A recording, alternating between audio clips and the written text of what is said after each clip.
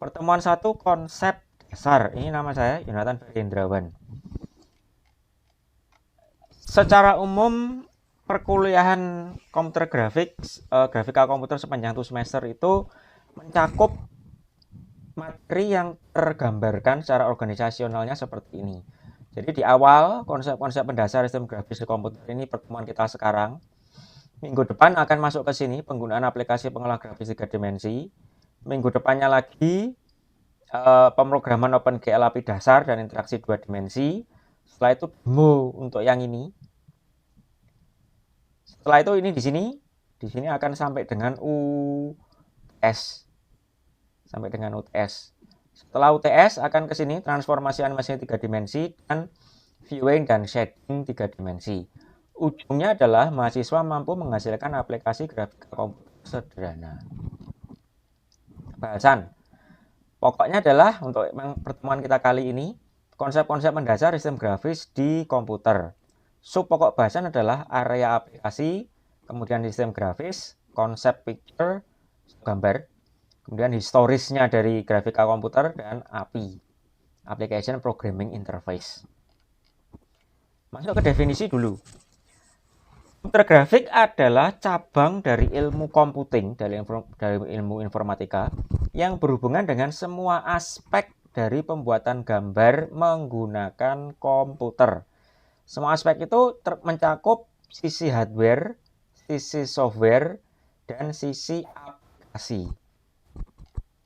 Contoh, ada gambar semacam ini. Pertanyaannya yang muncul adalah, bagaimana gambar ini dihasilkan? Software atau hardware apa yang dibutuhkan? Nah, dua pertanyaan ini itu kaitannya dengan komputer grafik. Karena sekali lagi ini gambar yang ada di layar komputer itu pasti ada kaitannya dengan komputer grafik. Nah, jawabannya secara aplikasi untuk membuat gambar tersebut, objek tersebut adalah gambar matahari yang ditempel pada sebuah dome atau planetarium. Ini yang kuning dengan ada hitam-hitam blok begini ini citra atau gambar matahari. Sementara yang modelnya ada lingkaran, ada ornamen-ornamennya di sini, ini adalah planetarium atau dome. Nah, dua gambar itu digabung, ditempel satu dengan yang lain, sehingga hasilnya tampilnya jadi seperti ini. Secara software, ini software yang digunakan adalah Maya. Untuk melakukan modeling dan rendering, modeling 3 dimensi, kemudian merender menampilkan gambarnya. Maya sendiri itu menggunakan OpenGL. Secara hardware, yang dibutuhkan adalah PC, komputer, dengan graphics card untuk melakukan proses modeling dan proses rendering. Sampai sini dulu, ada pertanyaan kah?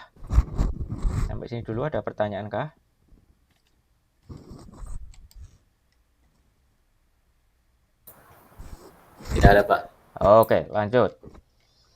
Area kemudian subpokok bahasan yang berikutnya. Area aplikasi grafika komputer. Grafika komputer itu pada umumnya digunakan di area besar ini. Yang pertama adalah penampilan informasi. Mulai dari informasi teks, informasi gambar, informasi apapun, selama itu menggunakan komputer, itu area aplikasinya dari grafika komputer. Kemudian untuk mendesain, entah itu desain 2 dimensi, desain undangan kah, desain pengumuman kah, desain rekrutmen kah, ataupun desain animasi kah, desain apa, itu termasuk aplikasi area aplikasi dari Grafkom. Kemudian simulasi dan animasi, melakukan simulasi gerak benda di ruang vakum misalkan, atau gerak planet di tata surya misalkan. Selama itu ada simulasi ditampilkan oleh komputer, maka itu area aplikasi dari grafika komputer. Kemudian yang keempat adalah user interface, di mana manusia memberikan perintah ke komputer itu secara grafis, tidaklah secara teks, mengetik dengan keyboard. Ya grafis pun bisa menerima mengetik dengan keyboard, tapi dulu sebelum ada grafika komputer itu dioperasikan murni semuanya dengan mode teks, tidak ada mode grafisnya sama sekali. Nah, sekarang Saat ini kalau sudah di zaman sekarang dengan adanya tablet, dengan adanya handphone yang semuanya tampilannya grafis, maka sebenarnya komputer grafik itu sangat mudah dijumpai dalam kehidupan kita sehari-hari. Kalau awal munculnya komputer dulu nggak ada, grafika komputer itu belum ada. Oke, bentar, ada yang join lagi. Terus sistem grafis, ini umumnya sistem grafis dalam komputer itu begini. Yang kolom paling kirinya adalah perangkat input. Ini keyboard, ini tablet yang khusus untuk disambung ada kabelnya ke komputer. Untuk biasanya artis untuk menggambar sesuatu secara digital. Jadi ini penanya ini pena khusus, ini tablet khusus yang kalau digambar di sini nanti langsung muncul di aplikasi di layar komputernya. Kemudian ini mouse. Jadi bagian kiri saya lagi ini adalah input. Input memberikan sinyal informasi masuk ke CPU, Central Processor. Di sini ada program yang bekerja menerima input, kemudian menampilkan prosesnya dia. Dalam bekerja ini, si aplikasi run oleh Central Processor yang bekerja sama dengan CPU memori. Karena data-datanya ada di memori. Kemudian kalau sudah selesai, aplikasi menghasilkan gambar, maka gambarnya akan dilempar ke graphics processor atau VGA card. Kalau zaman dulu umumnya VGA, kalau sekarang sudah umumnya graphics card orang ngomongnya. Nah, di sini di graphics processor dia sendiri dia bekerja sama dengan GPU memori karena untuk menampilkan sesuatu di layar itu butuh memori di graphics card. Nah, kalau yang komputernya low end itu biasanya GPU memorinya ini ngambil dari memori utamanya dari si komputer. Tapi kalau graphics komputernya mid end atau high end, biasanya graphics prosesornya akan punya GPU memori sendiri, dedicated namanya. Nah, di sini dari graphics processor di sini dia akan melempar ke frame buffer. Frame buffer di sini itu memori yang bertugas untuk menampilkan gambar ke layar. Jadi kalau si monitor di sini butuh refresh, dia ngambilnya dari frame buffer. Dia tidak langsung terkoneksi ke graphics processor ataupun ke central processor unit atau CPU. Jadi dia cukup untuk mengupdate dirinya, dia ngambilnya dari frame buffer. Ini tampilan dari sistem grafis, umumnya begitu.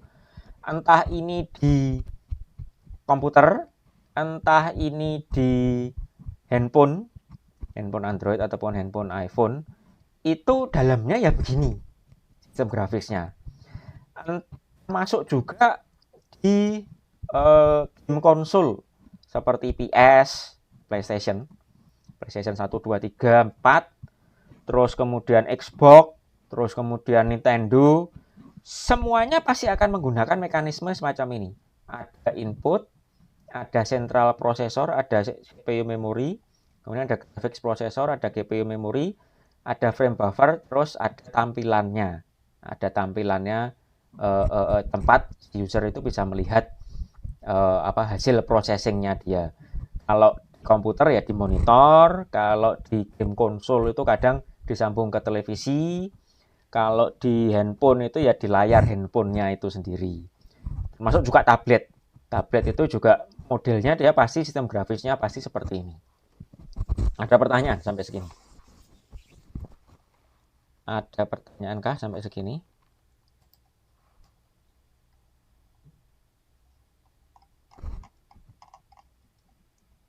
Jadi yang namanya sistem grafis itu ya modelnya seperti ini, berlaku untuk semua jenis perangkat elektronik basis komputer yang bisa melakukan processing grafis.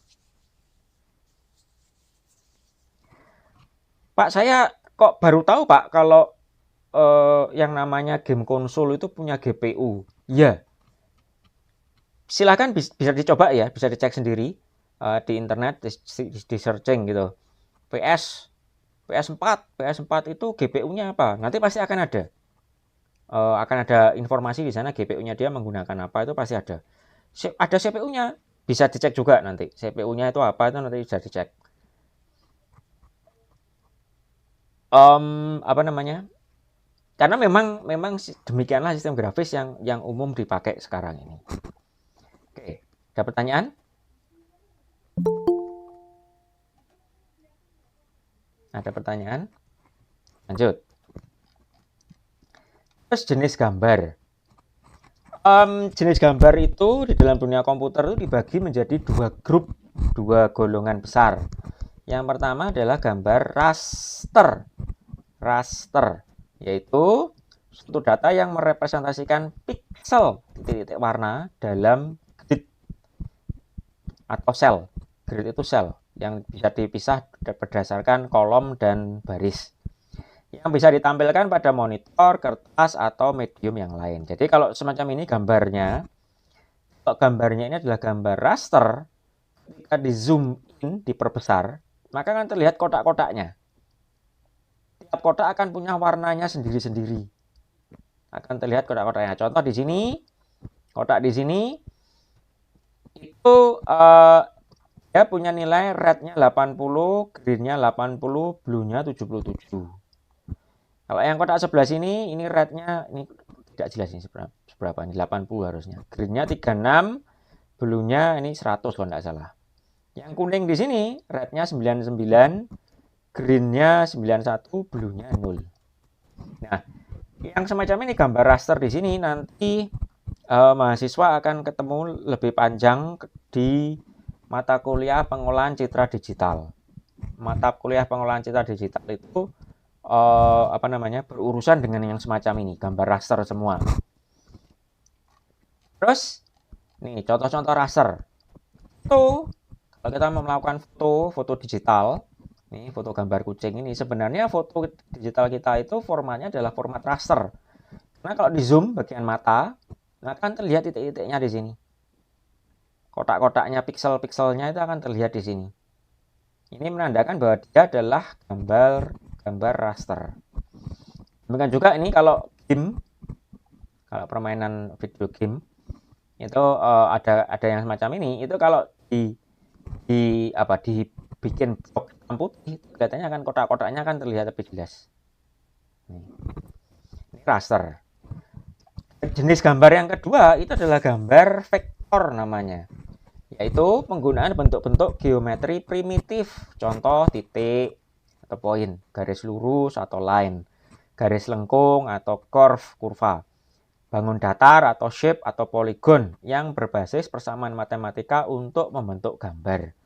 Karena dia berbasis persamaan matematika, ketika dia di zoom, nih bagian sini di zoom, kalau gambar ini vektor, dia bisa melakukan rekalkulasi, perhitungan ulang persamaan matematikanya, sehingga dari zoom in di sini, di magnify di sini, diperbesar, jadi terlihat pecah.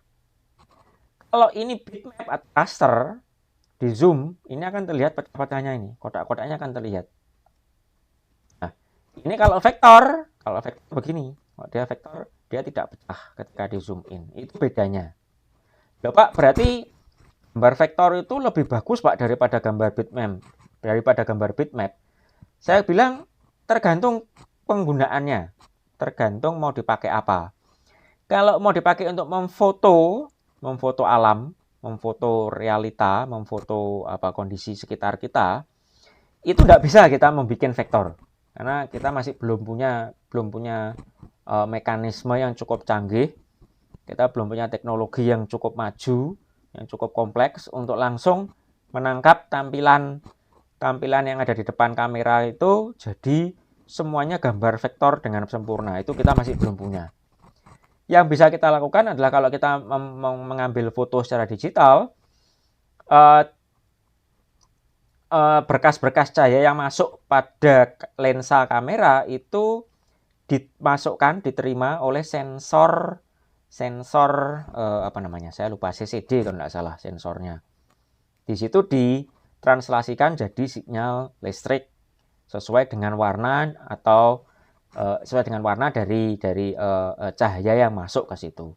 Nah, itu kalau yang semacam itu jadinya pasti ini tadi gambarnya raster. Nah, hanya saja gambar vektor di sini karena dia berbasis persamaan matematika, Selama pesanan matematikanya oke, orangnya bisa melakukan editing, itu bisa jadi macam-macam. Ini contoh-contoh vektor ya. Contoh-contoh vektor di sini. Nih, gambar-gambar contoh vektor termasuk yang kalau mau gambar vektor yang dibuat jadi mirip seperti raster semacam ini. Ini kelihatannya seperti foto, tapi sebenarnya dia dibikin dengan menggunakan gambar vektor dengan ini Blender aplikasinya. Oke, sampai sini dulu. Ada pertanyaan kah? Nah, kalau yang di grafika komputer di sini, kita akan berurusan banyak dengan gambar vektor. Kita tidak akan banyak berurusan dengan gambar raster. Lebih banyaknya nanti dengan gambar vektor.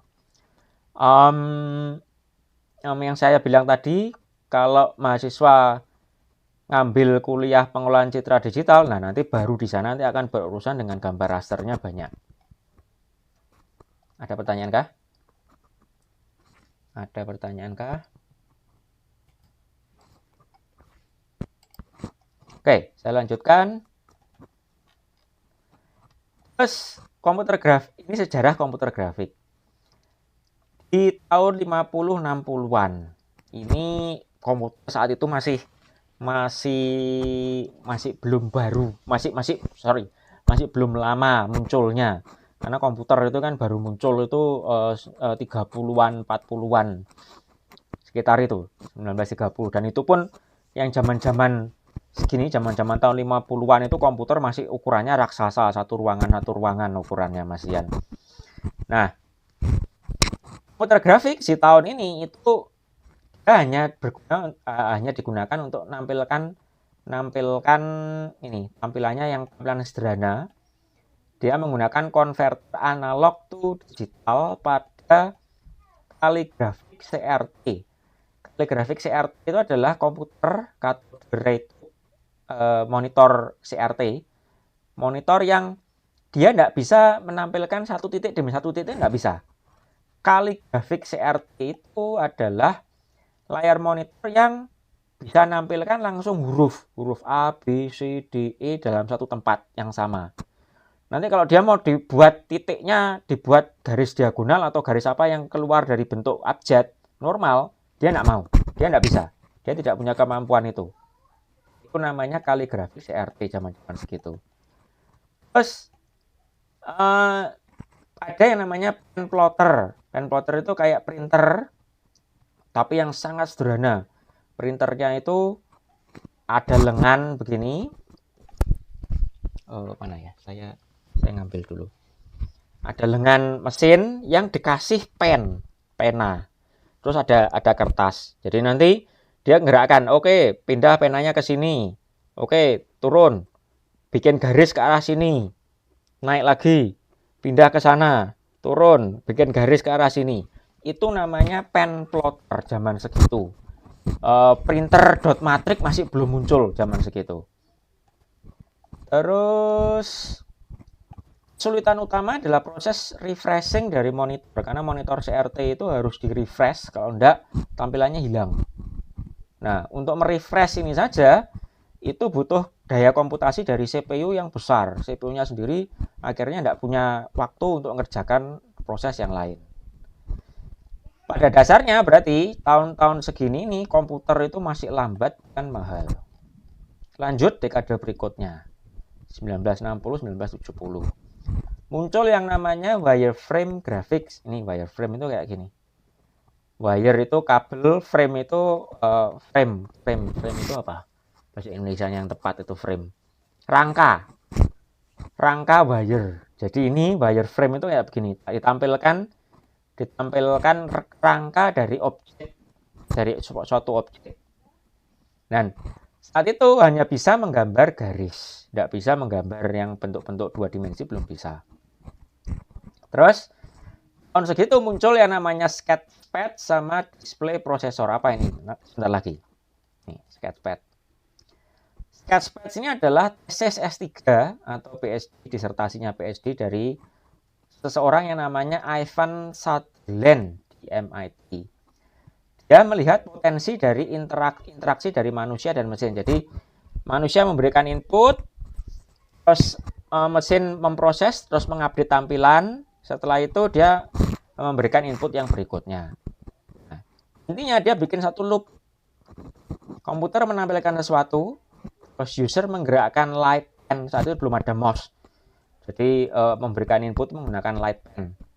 Terus komputer membuat display atau tampilan baru. Satu looping lagi. Ini zaman segitu belum ada yang nemu, belum ada yang tahu cara, belum ada yang punya ide. Baru si Ivan Sutherland ini yang mempelopori. Sutherland juga membuat banyak algoritma grafik yang umum digunakan sampai sekarang.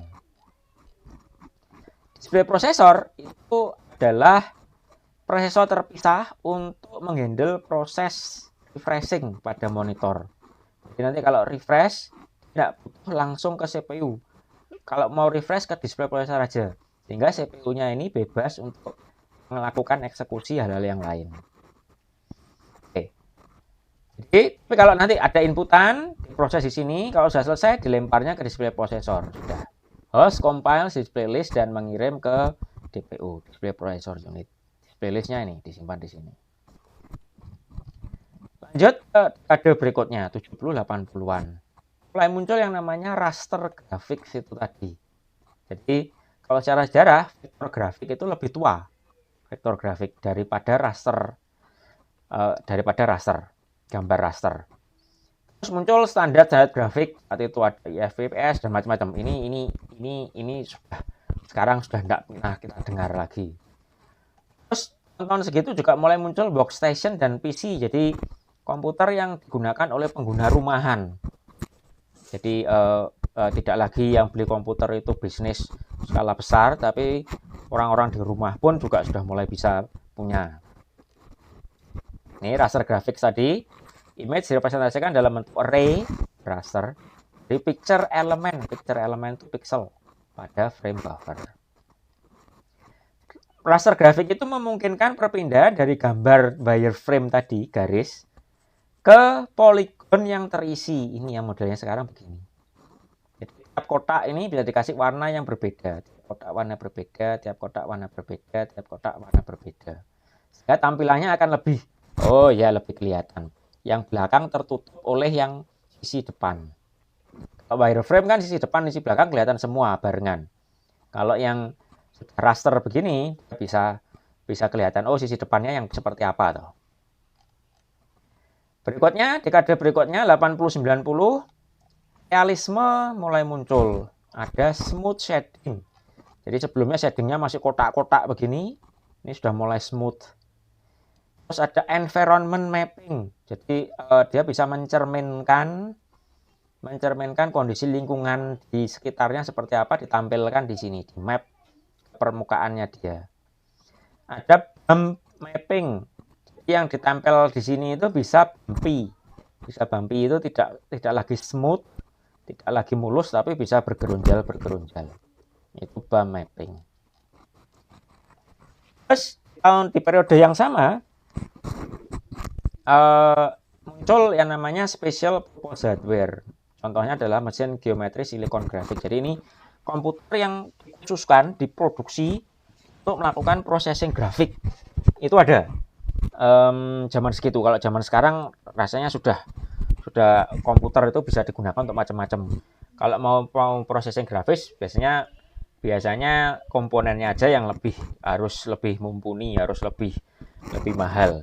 Tapi ya mau digunakan yang lain-lain pun juga bisa. Tapi kalau yang dulu ini silicon graphics di sini itu memang dikhususkan untuk komputer ini dibeli untuk ngurusi grafik, untuk melakukan aplikasi pengolah grafis.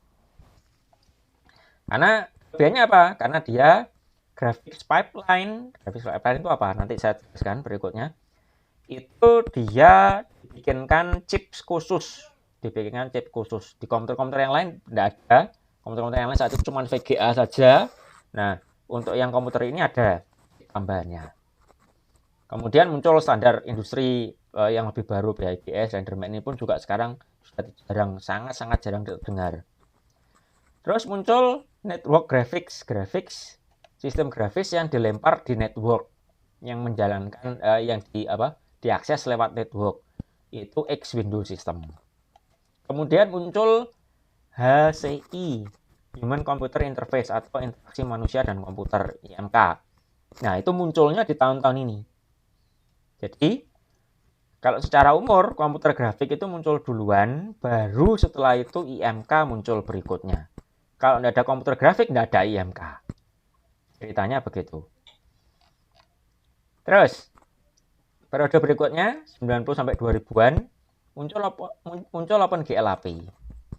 Terus di tahun-tahun ini, itu muncul movie bioskop yang dibuat seluruhnya oleh komputer. Nih, yang pertama kali Toy Story. Toy Story itu seingat saya tahun 97 nggak salah. Itu yang jadi dari awal sampai akhir 1 jam lebih film bioskop itu dibuatnya murni menggunakan rendering komputer. Kalau yang sebelumnya film animasi itu masih ada yang menggambar tangan. Gambar tangan diedit di komputer, gambar tangan diedit komputer, digabung-gabung jadi film. Tapi yang ini, yang model-model yang begini, ini murni dirender di komputer semuanya. Terus kemampuan hardware baru, ada texture mapping, ada blending, ada accumulation, ada stencil buffer. Terus yang 2000 sampai sekarang itu photorealism. Jadi aplikasi komputer grafis yang tampilannya mendekati tampilan fotografi. Kemudian graphics card untuk PC itu mendominasi pasar sebelumnya di tahun 90-an. Orang beli PC itu belum tentu ada graphics card. Tapi kalau sudah mulai 2000-an ke atas, itu pasti VGA-nya pasti sudah punya kemampuan untuk mengolah grafis. Sekalipun yang sekarang, kalau kita beli komputer sekarang, dia onboard sistem VGA-nya, itu memang kemampuannya terbatas. Tapi sebenarnya onboard itu sudah punya kemampuan untuk 3 dimensi. Kalau dulu, tahun 90-an orang beli komputer itu belum tentu komputernya bisa mengolah 3 dimensi. Dulu tahun 2000-an ada Nvidia, ada ATI, ada 3D Labs. Ini 3D Labs sekarang sudah tidak ada. Tahun 2010-an sudah dibeli sama ATI. Sekarang yang kenal tinggal 2, Nvidia sama ATI di sini yang sekarang. Terus gamebox atau game player itu semakin umum tahun 2000-an. Karena munculnya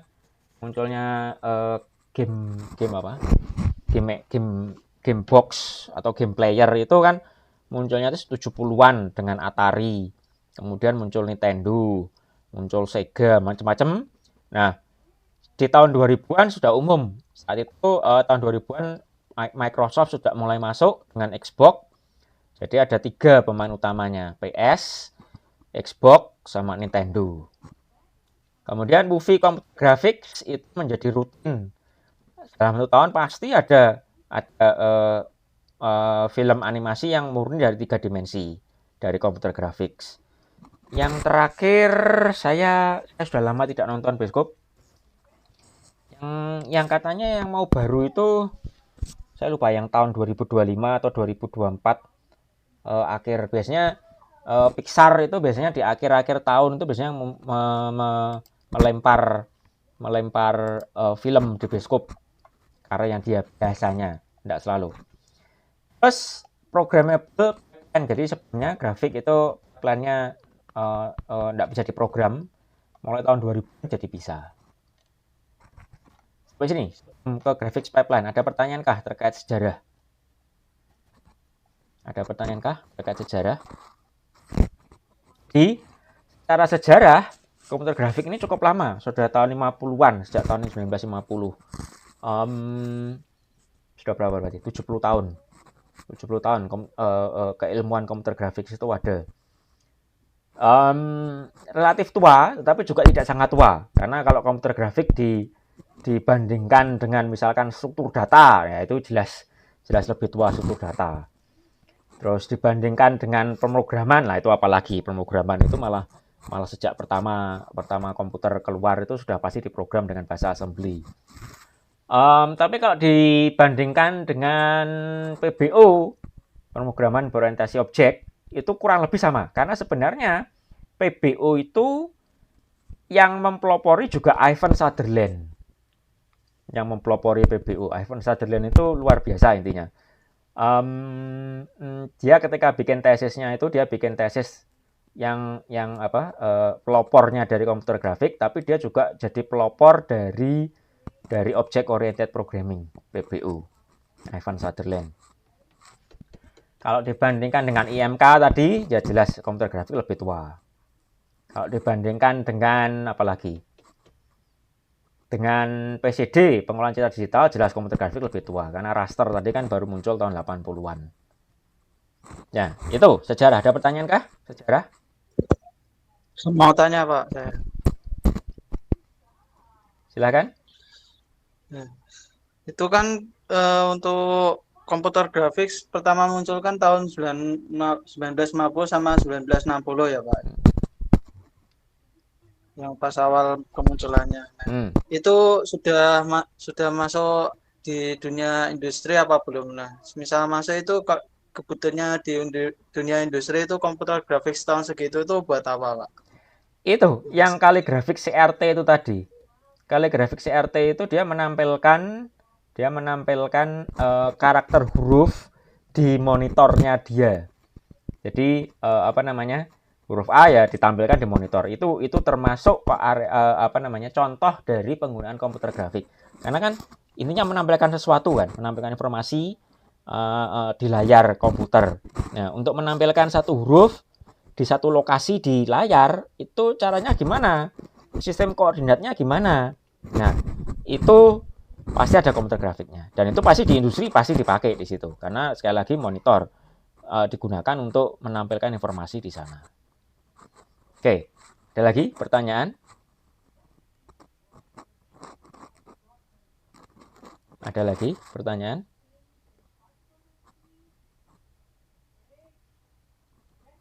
Oke, lanjut. Graphics pipeline. Graphics pipeline ini adalah urutan pemrosesan yang terjadi di sistem grafis.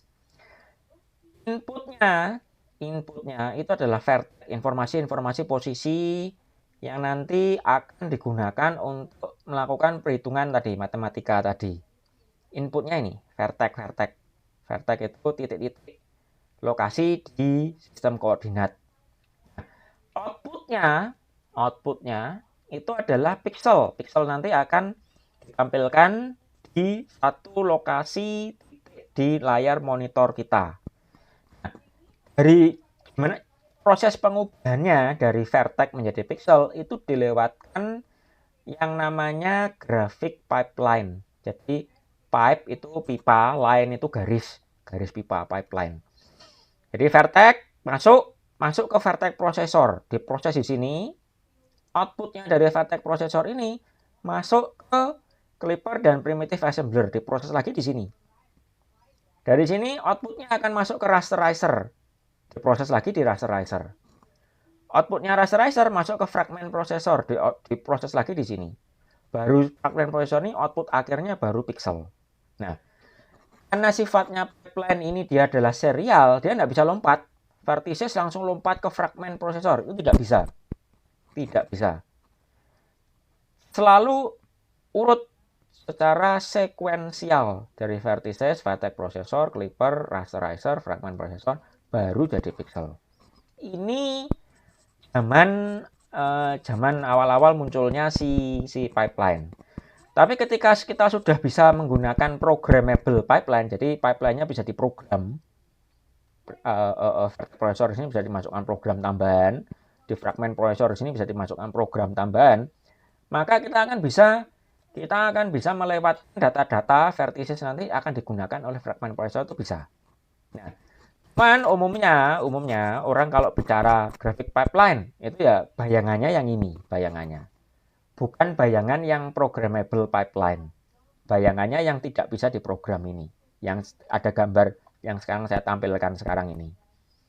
Jadi graphic pipeline itu nanti kalau mahasiswa ketemu tulisan di mana itu ya di internet atau apa graphic pipeline itu bayangannya adalah proses yang dilakukan oleh komputer untuk mengubah input sampai jadi tampilan di layar.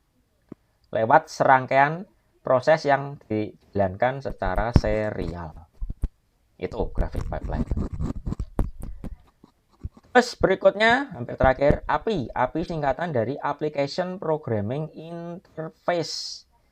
API di sini itu adalah jembatan perantara antara application program dengan hardware. Hardware di sini terdiri dari hardware yang input, ini contohnya keyboard dan mouse, ini makanya tanda panahnya ke sini, ke hardware, ataupun hardware output ke display.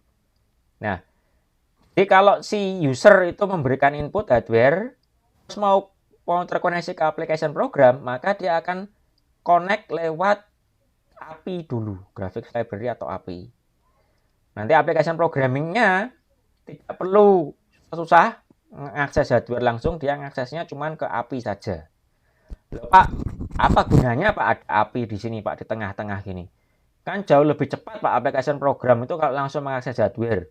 Ya, lebih cepat betul. Tetapi problemnya adalah hardware di sini ini bisa jadi tiap pabrik itu punya standarnya sendiri-sendiri. Tiap pabrik. Sehingga kalau kita sebagai programmer, kita mau membuat sebuah aplikasi program di sini, kita mau mengakses hardware langsung, kita harus tahu, oh saya aplikasi program saya ini harus punya kemampuan untuk mengakses apa misalkan keyboard jenis yang QWERTY normal dengan layout 108 tombol. Terus nanti kalau ada keyboard yang lain bisa digunakan sama aplikasi program kita. Kecuali kalau kita nambahkan kapabilitas, nambahkan fungsi khusus untuk mengakses keyboard jenis dengan yang keyboard QWERTY dengan jumlah tombol misalkan 110 tombol misalkan. Yang sebelumnya 108, sekarang 110. Nanti kalau ada perubahan lagi, keyboardnya tidak lagi QWERTY, tapi keyboardnya adalah Dvorak. Nanti harus tambah lagi aplikasi program kita. Demikian juga nanti dengan display, dengan VGA card, dengan macam-macam, dengan sound card. Itu setiap kali ada hardware baru, kalau aplikasi program kita tidak menambahkan, tidak melakukan kompilasi ulang, ya hardware baru tidak akan terdeteksi. Maka itu yang terjadi kalau mahasiswa pernah nyoba main game yang tahun 80-an, yang game-game lama yang diproduksi di tahun 1980-an. Biasanya game-game tersebut itu akan punya pertanyaan ketika dijalankan. Ini soundcardmu soundcard yang mana? Karena dia tidak mendukung semua jenis soundcard. Dia hanya jenis-jenis tertentu saja yang didukung sama dia soundcard. Kalau kebetulan komputer kita tidak ada yang punya, yang dia dukung, ya gamenya tidak keluar suara gamenya. Nah, supaya dari sisi pengembang aplikasi itu tidak kesulitan menambahkan terus-menerus kemampuan hardware pada program kita, maka dijembatani oleh ini, Graphics Library. Kita bikin program yang koneksi ke Graphics Library. Nah, nanti tanggung jawabnya dari si operating system, tanggung jawabnya dari pembuat hardware, tanggung jawabnya dari yang membuat API di sini, membuat standar API. Gimana caranya supaya standar API-nya ini bisa terkoneksi, bisa menerima inputan dan memberikan outputan ke hardware. Kita enggak perlu tahu itu. Itu nanti urusannya tadi si pembuat API, pembuat sistem operasi, sama si pembuat hardware, supaya mereka ngobrol sendiri gimana caranya supaya jadi kompatibel dengan API-nya ini. Nah, itu akan menghemat waktu kita sebagai programmer untuk membuat aplikasi. Nah, modelnya nanti begini. Ini application program. Ini program yang kita buat. Kita melakukan function call ke graphic system, terus kita mendapatkan data. Dari graphic system itu menerima input dari input devices, dan dia memberikan output ke output devices. Modelnya seperti ini. Ada pertanyaan kah? Ada pertanyaan kah? Ini materi terakhir untuk hari ini. Ada pertanyaan kah?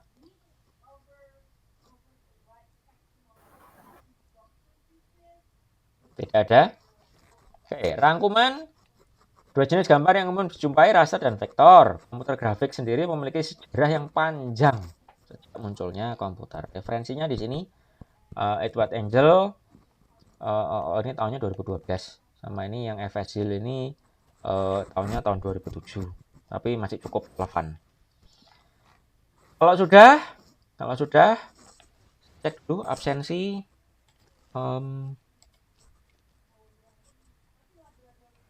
Absensi kelas B 33 orang hadir, 6 orang masih alpha. Tolong diingatkan teman-temannya yang 6 orang ini untuk absen. Biasanya tidak akan saya tutup. Jadi setelah kuliah begini tidak akan saya tutup. Saya kasih waktu sampai beberapa hari ke depan baru absen ini akan saya tutup berikutnya. Jadi masih ada waktu bagi mahasiswa untuk melakukan absen kalau belum absen. Ini yang kelas B, yang kelas A,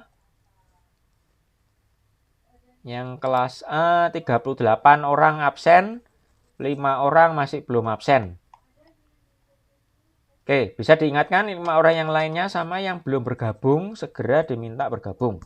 Satu lagi, saya ulang, tiap kelas saya minta ada komting atau ada ketua kelas. Kaitannya nanti sama mengisi memberikan validasi, memberikan tanda tangan di absen. Jadi setiap absen itu harusnya sebagai dosen saya memberikan absen bahwa apa yang saya ajarkan hari itu apa materinya. Terus kemudian mahasiswa atau komting diwakili oleh komting di sini memberikan persetujuan, oke, ya, yang diajarkan memang ini. Itu tujuannya. Makanya butuh komting untuk menandatangani ini. Tolong nggak harus ngobrol dulu musyawarah. Satu kelas harus sepakat semuanya, nggak harus. Kalau ada kalau ada yang mau silahkan ngomong, nanti bisa saya tambahkan nanti di Sivitas. Bisa nanti kalau nggak harus sekarang ya, nggak harus saat ini juga, bisa ngobrol-ngobrol dulu. Tapi kalau sudah ada namanya untuk masing-masing kelas, komtingnya bisa nulis di komentar di postingan saya di Google Classroom, di postingan di presensi pertemuan 1 itu. Nanti akan saya tambahkan namanya di Sivitas, terus saya minta tolong untuk divalidasi untuk materi pertemuan yang pertama ini. Oke, itu yang saya harapkan. Saya harapkan sampai dengan minggu depan sudah ada nama mahasiswa yang jadi komting, 2 orang nama mahasiswa masing-masing untuk tiap kelas A dan kelas B. Ada pertanyaan kah sampai sini? Tidak ada, Pak. Oke, kalau tidak ada saya akhiri perkuliahan kita kali ini. Ketemu lagi minggu depan, mahasiswa bisa log off.